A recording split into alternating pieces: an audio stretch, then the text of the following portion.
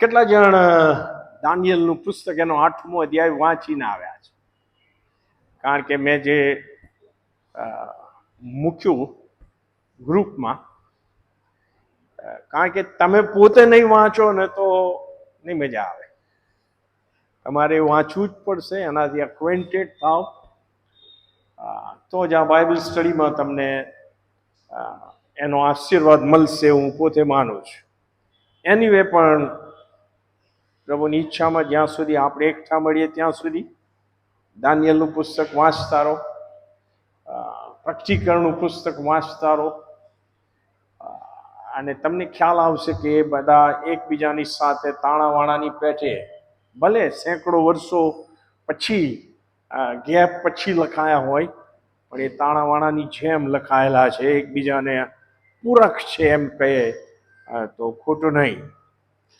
અને તેથી હું અત્યારે દાનિયેલનું પુસ્તક એનો 8મો અધ્યાય અને એની 15મી કલમથી વાંચવા માંગુ છું, છેવટ સુધી. 15મી કલમથી છેવટ સુધી, દાનિયેલ 8:15 ને જો આપ લોકોએ બાઇબલ ખોલ્યું હોય તો આપણે ઊભા થઈએ, આપણા બાઇબલ ઊંચા કરીએ અને આપણો કરાર તાજો કરતા આપણે બોલીએ, બોલ યહોવા, કેમ કે તારો સેવક સાંભળવાના માટે અને પાળવાના માટે તૈયાર છે. આમેન. તમને દર્શન યાદ હશે, મેઢો અને બકરો એની લડાઈ, યસ ઓર નો? અને એમાં છેવટે બકરો જીતે છે અને મેઢો હારી જાય છે બહુ ખરાબ રીતે, એવું બધું લખ્યું છે. એ આગલા કલમોમાં લખ્યું છે. હવે એનો ખુલાસો મને દાનિયેલને એ સંદર્શન થયા પછી એમ થયું કે તે સમજવા માટે હું પ્રયત્ન કરતો હતો, તો જુઓ, પુરુષના જેવો આભાસ મારી નજરે પડ્યો, અને મેં ઉલાઈના કાંઠાઓની વચ્ચે મનુષ્યનો સાદ સાંભળ્યો, અને તેણે હાંક મારીને કહ્યું, ગાબ્રિએલ, આ માણસને સમદર્શનની સમજ આપ. તેથી જ્યાં હું ઊભો હતો ત્યાં તે નજીક આવ્યો, અને જ્યારે તે આવ્યો ત્યારે હું બીને ઊંધો પડ્યો. પણ તેણે મને કહ્યું, હે મનુષ્ય પુત્ર, તું સમજ, કેમ કે આ સંદર્શન અંતકાળ વિશેનું છે. હવે તે મારી સાથે બોલતો હતો ત્યારે હું જમીન પર ઊંધો પડીને ભર નિદ્રામાં પડ્યો. તેણે મને અડકીને ટઠાર બેસાડ્યો. તેણે મને કહ્યું, જો કોપને અંત સમયે જે થવાનું છે તે હું તને જણાવીશ, કેમ કે એ ઠરાવેલા અંતકાળ વિશે છે. જે 2 શિંગડા વાળો મેઢો તે જોયો, તેઓ તો માદાય તથા ઈરાનના રાજાઓ છે. રૂઆ વાળો બકરો યાવાન એટલે ગ્રીસનો રાજા છે.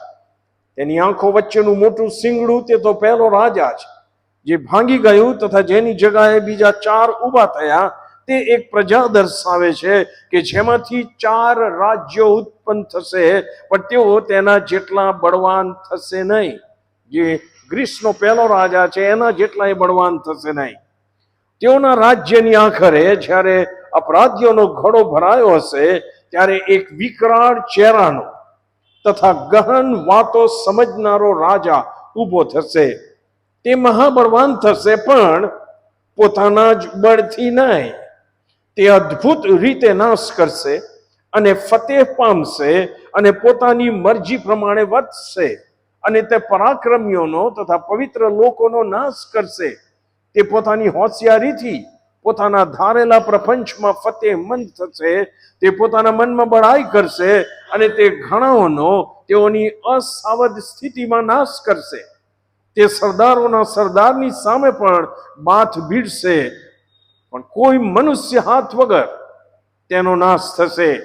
સાત સવાર વિશે જે સંદર્શન કહેવામાં આવ્યું તે ખરું છે, પણ તું તે સંદર્શન ગુપ્ત રાખ, કેમ કે તે ઘણા દૂરના કાળ વિશે છે. પછી મને દાનિયેલને મૂર્છા આવી, અને હું કેટલાક દિવસો સુધી માંદો રહ્યો. ત્યાર પછી હું ઉઠીને રાજ્યનું કામકાજ કરવા લાગ્યો, અને એ સંદર્શનથી હું અચંબો પામ્યો, પણ કોઈને તેની સમજણ પડી નહીં. અને આપણે બોલીએ આમેન અને બેસીએ. આમેન. બેસો.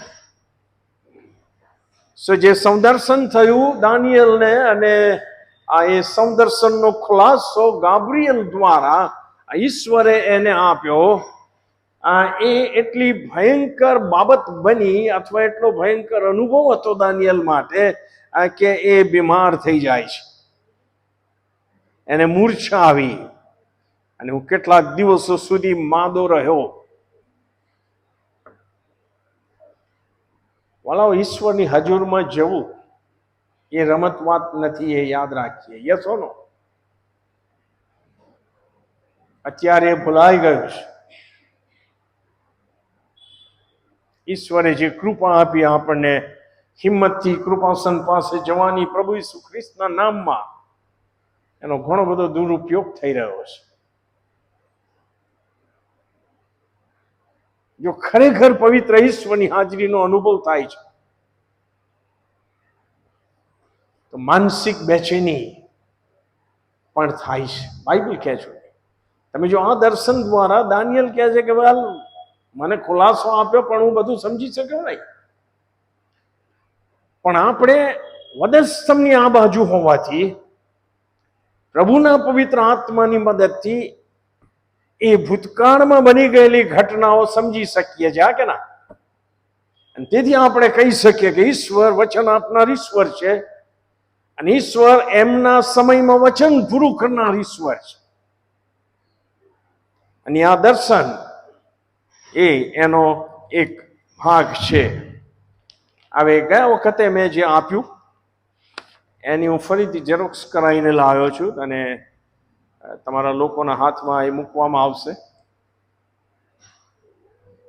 કારણ કે હું નથી એવું ઈચ્છતો કે હું બધું બતાવીને જાઉં ને પછી તમે ભૂલી જાઓ. આને ટ્રેઝરની માફક સાચવજો. ઓકે?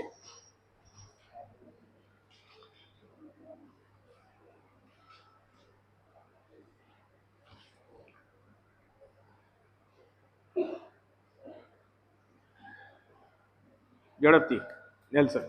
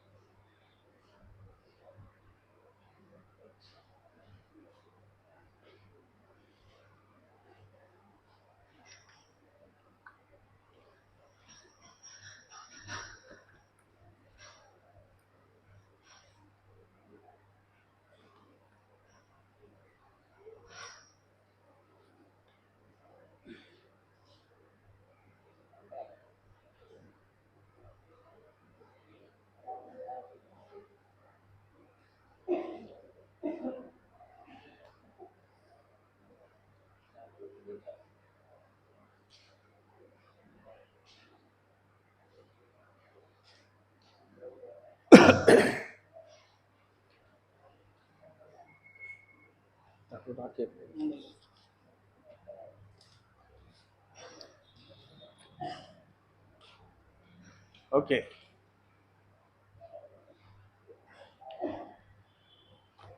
બસ હું આ સીટ પ્રમાણે જઈશ, જેમાં ગયા વખતે જે શીખ્યા એ બી થોડું હશે સામેલ. અત્યાર સુધીમાં આપણે બેઝિકલી 3 સૌદર્શનો વિશે શીખ્યા. પહેલું સૌદર્શન નબુખાદનેસારને જે સ્વપ્ન આવ્યું કે જેણે એમાં જુદી જુદી ધાતુની બનેલી મૂર્તિ જોઈ, એનો પણ આમાં ઉલ્લેખ કરવામાં આવ્યો છે. બીજું જે સૌદર્શન થયું એ દાનિયેલને થયું 4 પ્રાણીઓનું, આપ લોકોને યાદ હશે. એનો પણ ઉલ્લેખ આમાં કરવામાં આવશે. અને ત્રીજું જે સૌદર્શન છે એ દાનિયેલના પુસ્તકના 8મા અધ્યાયમાં, કે જેમાં મેઢા અને બકરા વચ્ચેની લડાઈની વાત કરવામાં આવી છે. જ્યારે દાનિયેલને આ સૌદર્શન થયું ત્યારે એ બાબેલમાં છે અને ખાલદીઓનું સામ્રાજ્ય છે. બાબેલનું સામ્રાજ્ય છે, પાવરફુલ સામ્રાજ્ય છે. અને એ સમયે એને જુદા જુદા સૌદર્શન દ્વારા એવું કહેવામાં આવ્યું કે આ બાબેલનું સામ્રાજ્ય ખલાસ થશે અને ત્યાર પછી માદીઓનું ને ઈરાનીઓનું ભેગું સામ્રાજ્ય આવશે, એ પણ પૂરું થશે. અને ત્યાર પછી એલેક્ઝાન્ડર ધી ગ્રેટ, ગ્રીસનું સામ્રાજ્ય આવશે. એ પણ પૂરું થશે અને છેવટે રોમનોનું સામ્રાજ્ય આવશે અને એમાંથી છેવટે ગઠબંધન વાળું સામ્રાજ્ય હુમલો કરશે. આ બહુ સિમ્પલ તમને સમજાયું. અને તેથી તમે હવે સીટમાં જોઈ શકો છો જે વિદેશી સામ્રાજ્યો જેઓએ ઈશ્વરની પ્રજા એટલે કે યહૂદા અને યરુશલેમ પર હુમલાઓ કર્યા અને રાજ કર્યું અને એમને બંદીવાન બનાવ્યા, એ સામ્રાજ્યની વાત છે આ દ્રષ્ટાંતોમાં અથવા દર્શનમાં. મેં લખ્યું છે એમ સંદર્શન થયું ત્યારે બાબેલનું સામ્રાજ્ય હતું ઈસવીસન પૂર્વે 605 થી 539 સુધી. શાનો અવાજ થાય છે? જે બીજું મુદ્દો છે દાનિયેલ 8 અને 20 તમે જોશો તો ત્યાં જે લખ્યું છે કે 2 શિંગડા વાળો જે મેંઢો છે એ બાબેલના સામ્રાજ્ય પછી માદાય તથા ઈરાનના રાજાઓનું સામ્રાજ્ય અને 539 થી 332 ઈસવીસન પૂર્વે રહ્યું. આ ઐતિહાસિક પુરાવા છે. યસ ઓર નો?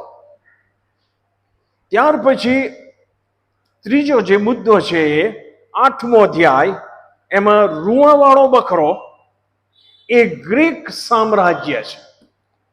તમે જો 8મા અધ્યાયની 20 અને 21 કલમ વાંચો, જે 2 શિંગડા વાળો મેઢો તે જોયો તેઓ માદાય તથા ઈરાનના રાજાઓ છે અને રૂવાવાળો બકરો એ યાવાન એટલે ગ્રીસનો રાજા છે. યસ ઓર નો? અને તેથી એ ગ્રીસનું ગ્રીક રાજ્ય સામ્રાજ્ય હતું ઈસવીસન પૂર્વે 332 થી ઈસવીસન પૂર્વે 168 સુધી. અને એનો જે મેઇન રાજા હતો એ મહાન સિકંદર હતો કે જેણે 20 વર્ષની ઉંમરે આખી દુનિયા જીતવાનો પ્રયત્ન કર્યો ને એમાં એ સફળ પણ થયો અને 12 વર્ષ પછી જ એ મરણ પામે છે બીમાર થઈને. સો લગભગ 11-12 વર્ષમાં એણે જાણે કે આખી પૃથ્વી પર પોતાનું સામ્રાજ્ય ફેલાવી દીધું, એ એનો અર્થ થાય છે. અને તેથી લખ્યું છે કે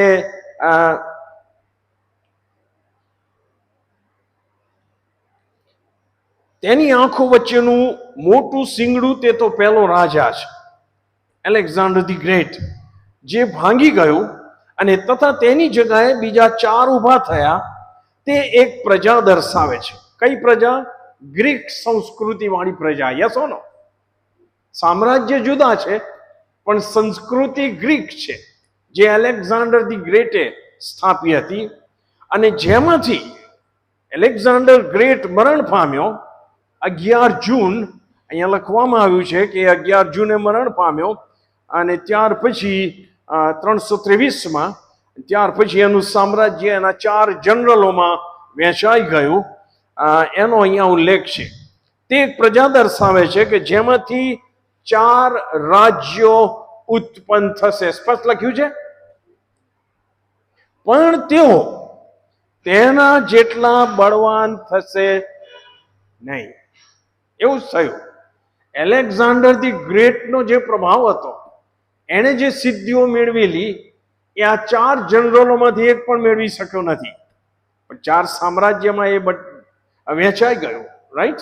સો એક્ઝેક્ટલી અહીંયા જે લખ્યું છે એ પ્રમાણે થઈ રહ્યું છે.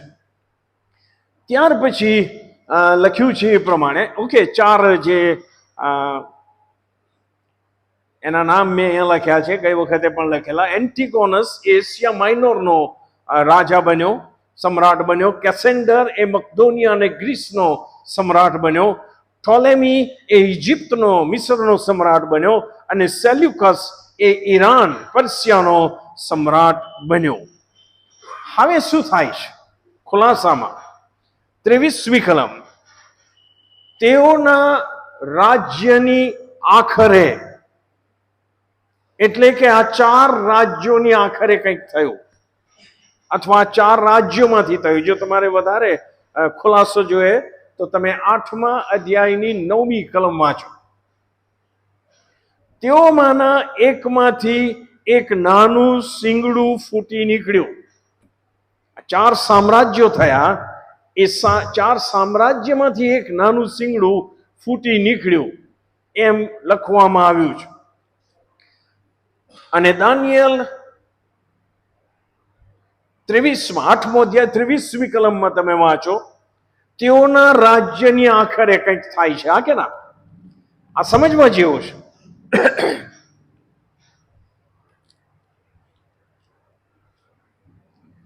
દાનિયેલ 8:9-12 જો હું વાંચું તો આ 4 રાજ્યોમાંથી એક રાજાનું વાત લખવામાં આવી છે.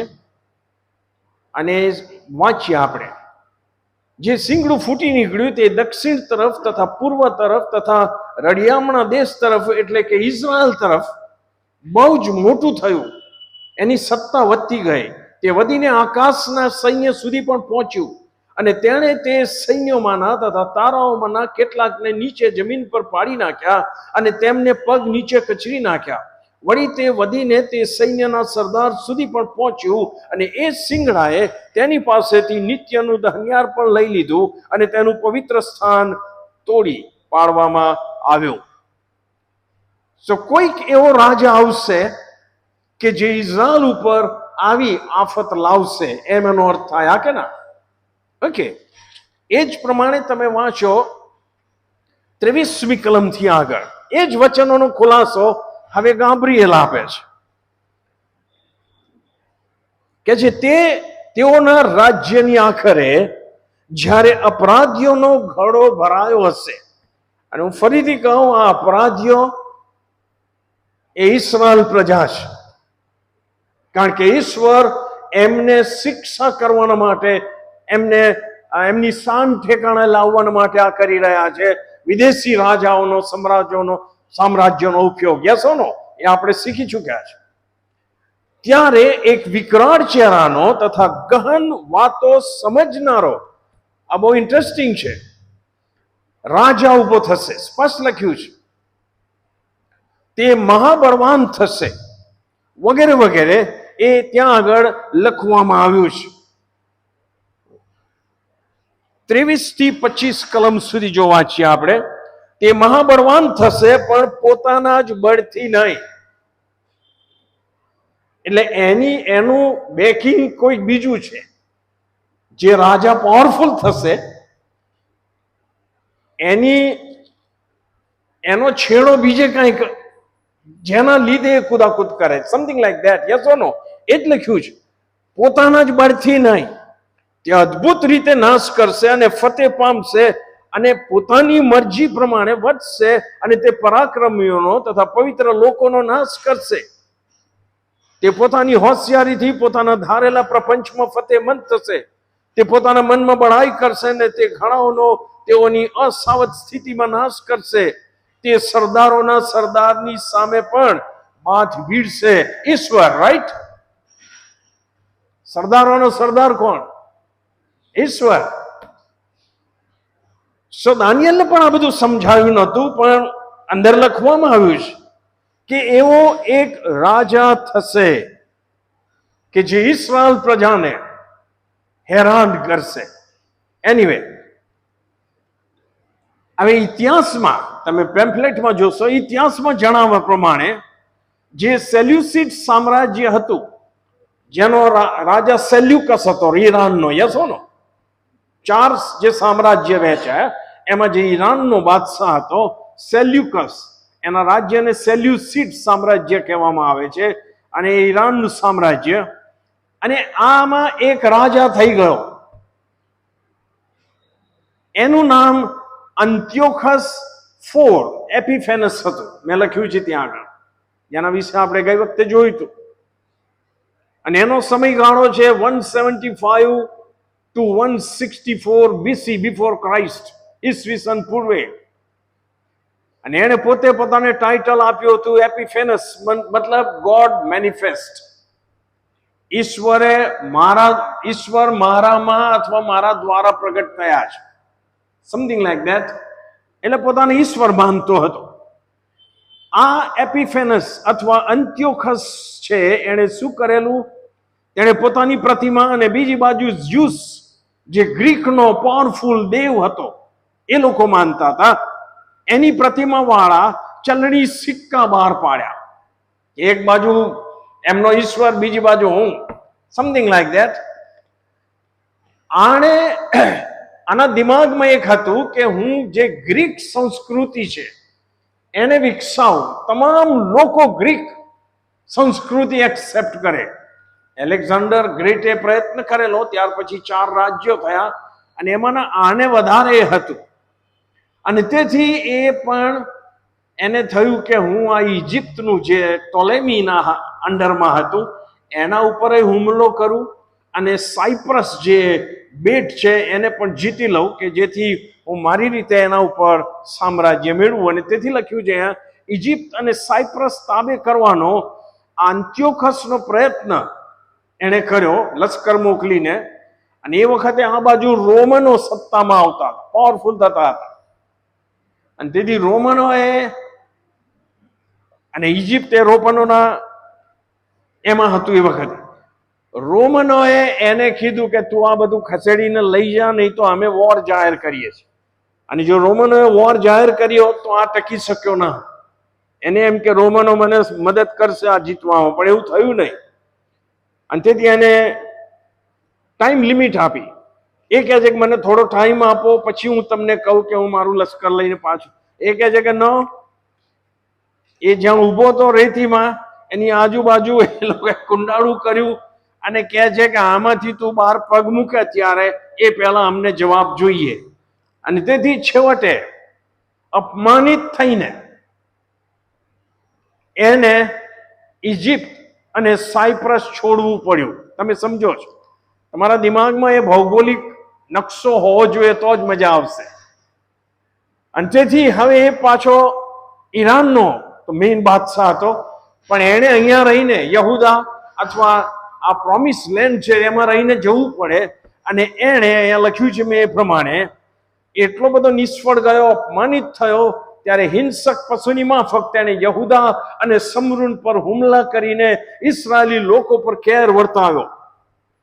ગ્રીક સંસ્કૃતિ વધારવી હતી અને તેથી એણે યહૂદીઓના ધાર્મિક રીત રિવાજો પર પ્રતિબંધ મૂક્યા.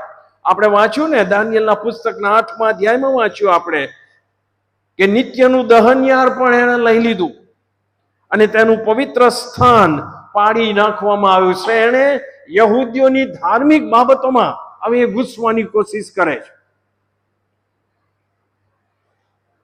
ધાર્મિક પુસ્તકો, નિયમ શાસ્ત્રની કોપીઓ એને બાળી નાખી. ગ્રીક ભાષા બોલવા માટે પ્રેશર કર્યું. અને એ વખતે સાહેબ અત્યારે જેમ અંગ્રેજી વગર ચાલે નહીં, કોઈ પણ દેશમાં તમે જાઓ તો એ સમયે ગ્રીક ભાષા એ સઘળાએ સ્વીકારી લીધેલી ભાષા હતી, એમ કહે તો ખોટું નહીં, વેપારની દ્રષ્ટિએ કે બધી દ્રષ્ટિએ.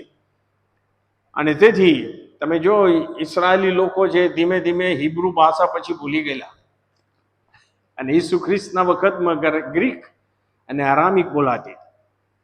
જૂનો કરાર હિબ્રુ ભાષામાં છે બેઝિકલી, પણ નવો કરાર એ ગ્રીક ભાષામાં લખાયેલો છે, તમને ખબર હશે. એનું કારણ જે ભૂતકાળમાં બની ગયેલી બાબત છે, જેનું ભવિષ્ય વચન કહેવામાં આવ્યું હતું.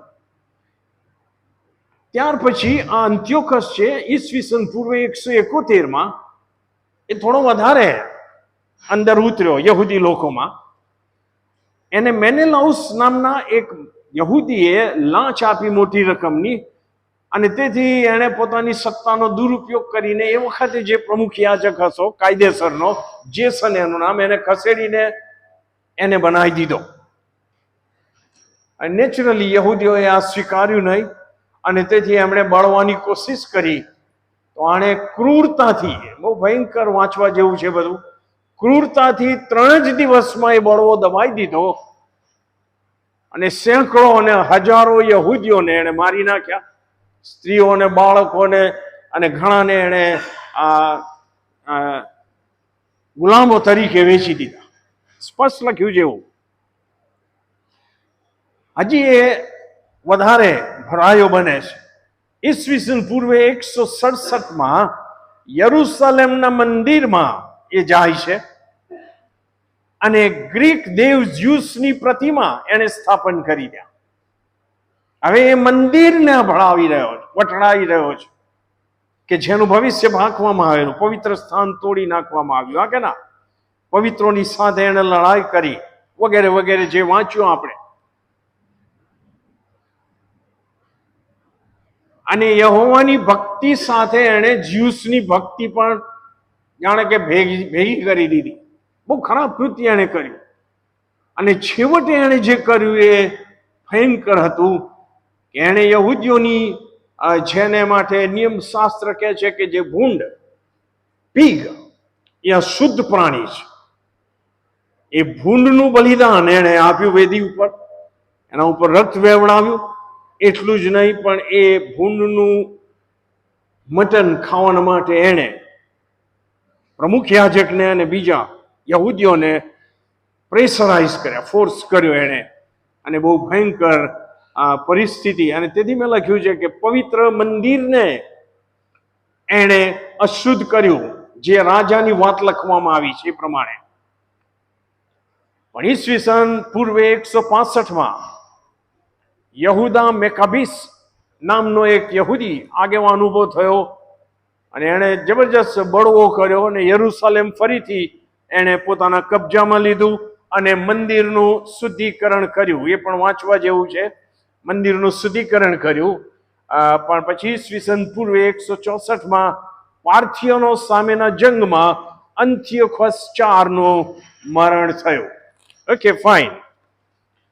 હવે જે બાઇબલના સ્કોલરો છે એ માને છે કે ઘણી વખત ઈશ્વર જે ભવિષ્યવાણી કહે છે એ આવનાર થોડાક વર્ષોમાં પૂરી થાય છે.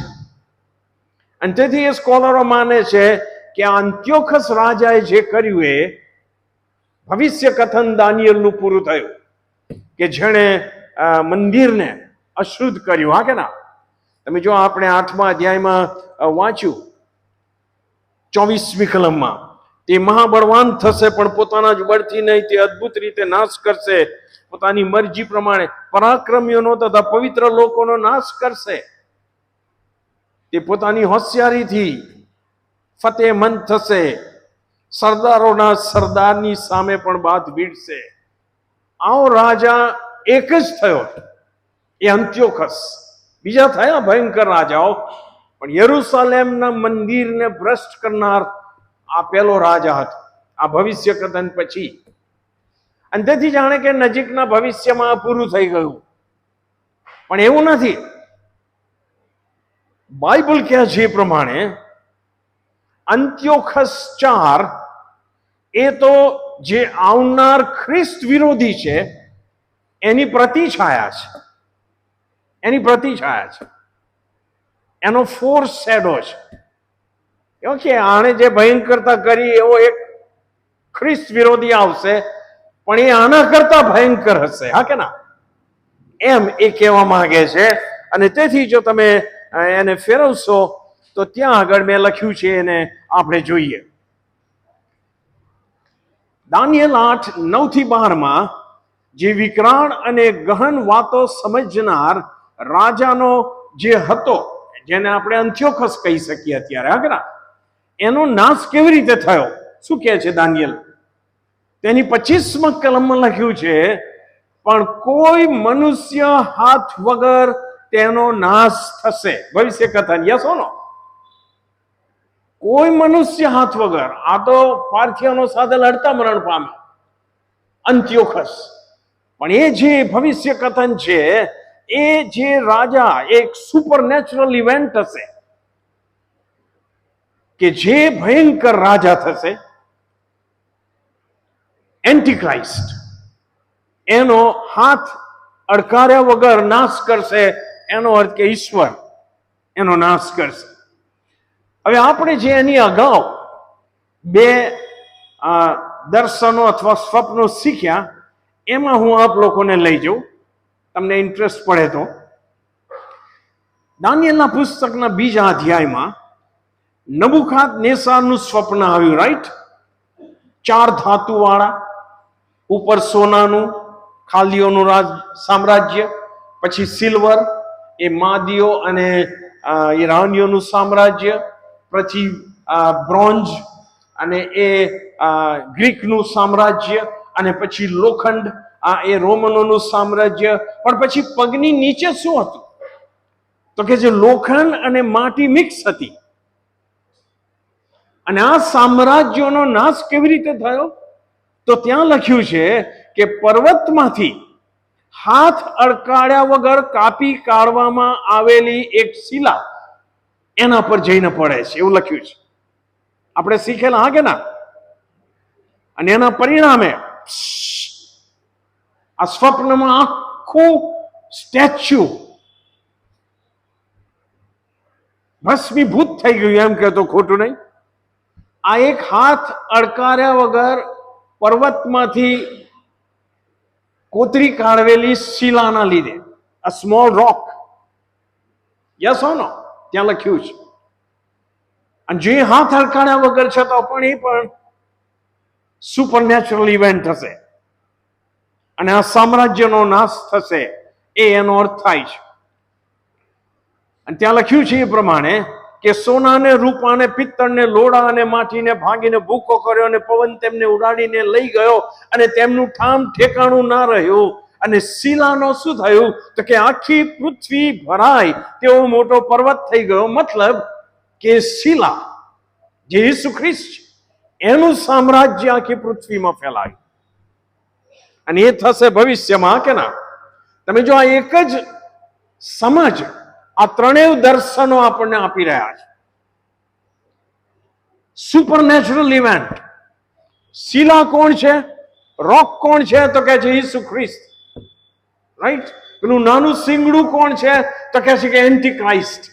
અને એનો નાશ પણ થશે, હાથ અડકાડ્યા વગર ઈશ્વર કરશે. સ્પષ્ટ લખ્યું છે બાઇબલમાં. હવે તમે દાનિયેલના 7મા અધ્યાયમાં આવો. 4 જાનવરોનું દર્શન.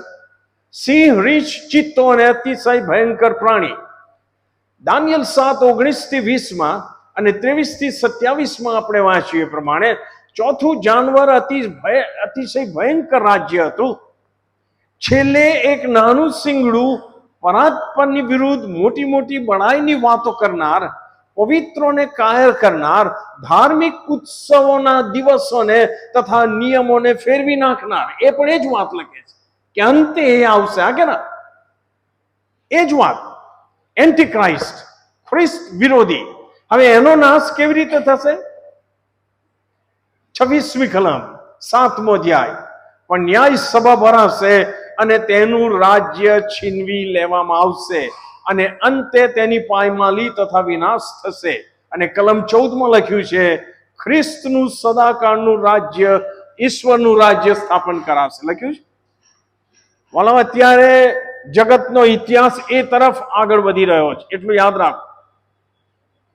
પણ અહીંયા આગળ બહુ પોઝિટિવ વાતો લખવામાં આવી છે. કલમ 27માં લખ્યું છે કે રાજ્ય, સત્તા અને પૃથ્વી પરના રાજ્યોનું મહત્વ પરાત્પરના પવિત્રોની પ્રજાને આપવામાં આવશે. ઈસુ ખ્રિસ્તનું રાજ્ય આવશે ત્યારે આ થશે. કહે છે ને કે સંતો ઈસુ ખ્રિસ્તની સાથે રાજ્યાસન પર બેસશે, ન્યાય કરશે, વગેરે વગેરે. Yes or no? એ જ વાત અહીંયા લખી છે. તેનું રાજ્ય, ખ્રિસ્તનું રાજ્ય સદા ટકનારું રાજ્ય છે અને સર્વ રાજ્યો તેની તાબેદારી કરશે તથા તેને આજ્ઞાધીન થશે. તમને કોઈ વાર ગીત શાસ્ત્રનો 2જો અધ્યાય વાંચતા તકલીફ થઈ છે? એ પણ ભવિષ્ય કથા છે. આના અનુસંધાનમાં હું સમજાવું. જે સામ્રાજ્યો આયા વિદેશી, જેમણે ઈશ્વરની પ્રજાને હેરાન પરેશાન કરી, એનો છેવટે કેવો અંત થશે એ દાનિયેલના પુસ્તકમાં લખેલું છે. પણ ગીત શાસ્ત્ર 2માં પણ એનો ઉલ્લેખ કરવામાં આવ્યો છે. તમે જસ્ટ ખોલો, એને હું સમજાવવાની કોશિશ કરું. 2જો અધ્યાય. વિદેશીઓ કેમ તોફાન કરે છે અને લોકો વ્યર્થ કલ્પના કેમ કરે છે? યહોવા તથા તેમના અભિષિક્તની વિરુદ્ધ પૃથ્વીના રાજાઓ સજ્જ થાય છે અને હાકેમો અંદરો અંદર મસલત કરે છે. તેઓના બંધન આપણે તોડી પાડીએ, એમનો અંકુશ આપણા પરથી દૂર કરીએ. Yes or no? એ જ વાત લખી છે. ડોનાલ્ડ ટ્રમ્પને સાંભળતો તો એ કહે છે કે અત્યારે જગત પૃથ્વીની પીઠ ઉપર સૌથી વધારે સતાવણી ભોગવનાર જો કોઈ પ્રજા હોય તો એ ક્રિશ્ચિયન છે, ઈસુ ખ્રિસ્તમાં માનનારી પ્રજા. અને ઇટ ઇઝ ટ્રુ. યહૂદીઓની સતાવણી એટલી બધી જે થઈ ગઈ એવી નથી થતી. અહીંયા લખ્યું છે એ જ યહોવા તથા તેમના અભિષેકની વિરુદ્ધ. પણ શું થશે છેવટે? આકાશમાં જે બેઠા છે તે હાસ્ય કરશે હાથ વગર. ઈશ્વર શું કરશે?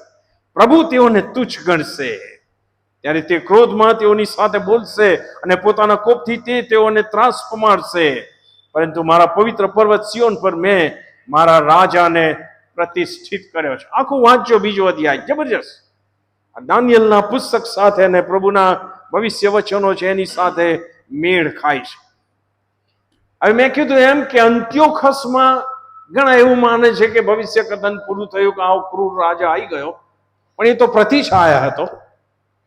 કારણ કે દાનિયેલના પુસ્તકમાં પણ લખ્યું છે કે જે ભવિષ્ય કથનો છે એ દૂરના સમય માટે છે. લખ્યું છે ને, હું તમને 2-3 કલમો આપું. દાનિયેલનું પુસ્તક 8મો અધ્યાય અને 17મી કલમમાં શું લખ્યું છે? ગાબ્રિએલે દાનિયેલને કહ્યું, હે મનુષ્ય પુત્ર, તું સમજ, કેમ કે આ સંદર્શન અંતકાળ વિશેનું છે. 19મી કલમમાં, જો કોપને અંત સમયે જે થવાનું છે તે હું તને જણાવીશ. કોનો કોપ? ઈશ્વરનો કોપ. પ્રકટીકરણના પુસ્તકમાં આપણે જે શીખ્યા એ ઈશ્વરના કોપની વાત હતી.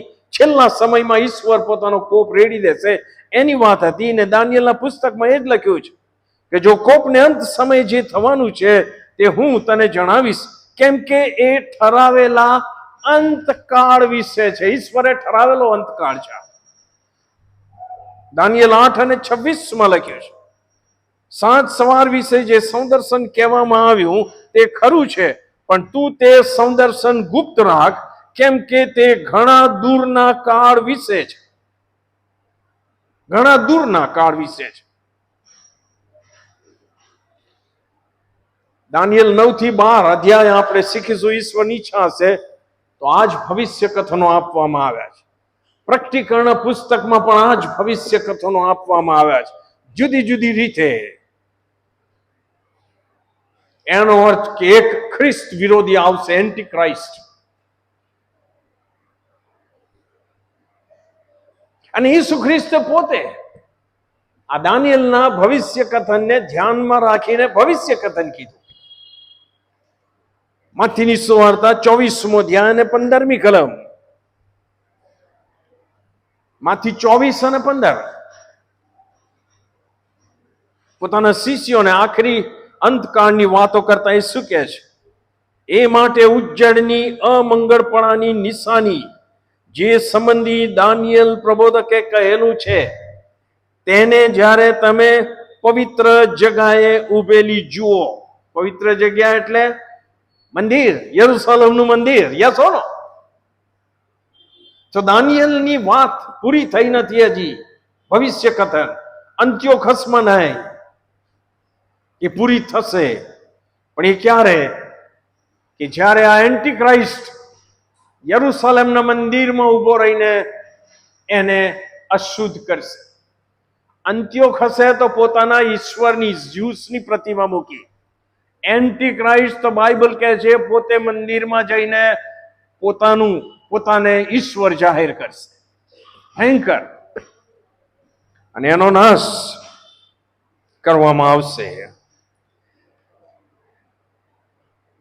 પ્રભુ ઈસુ ખ્રિસ્તે 21મી કલમમાં શું કીધું? માથી 24 અને 21, કેમ કે તે સમયે એવી મોટી વિપત્તિ આવી પડશે, ગ્રેટ ટ્રિબ્યુલેશન, જે પ્રકટીકરણમાં લખવામાં આવ્યું છે, આવશે કે તેના જેવી જગતના આરંભથી તે હમણાં સુધી થઈ નથી અને કદી થશે પણ નહીં. સ્મોલ ટ્રિબ્યુલેશન્સ છે. આ કેપિટલ ટી વાળી વાત છે ટ્રિબ્યુલેશન. સ્મોલ ટી વાળા ટ્રિબ્યુલેશન્સ તો આપણે જે કોઈ પ્રભુમાં જીવવા માંગે છે એની આ જગતમાં સતાવણી તો થશે જ. યસ ઓ નો? પણ આ ફાઇનલ સતાવણીની વાત છે. કે જે ઈશ્વરના કોપ રૂપે આ જગત પર રેડી દેવામાં આવશે અને એન્ટી ક્રાઇસ્ટ હાથ વગર સુપરનેચરલ ઇવેન્ટ કે કોઈ ઝઘડા વગર, કોઈ લડાઈ વગર, કોઈ હથિયાર વગર એનો નાશ થશે. Very interesting. આ રાખજો, વાંચજો, બાઇબલ ખોલીને એનો અભ્યાસ કરતા રહેજો સમય મળે ત્યારે, અને પ્રાર્થના સાથે વાંચજો કે પ્રભુ એની વધારે કૃપા તમને સર્વને આપે. પ્રાર્થના કરીએ. પ્રભુ, અમે ધન્યવાદ આપીએ છીએ તમારા વચનોમાંથી અમે જે કાંઈ શીખ્યા એ અમારો વિશ્વાસ વધારે છે કે તમે શરૂઆતથી જ અંત જાણો છો.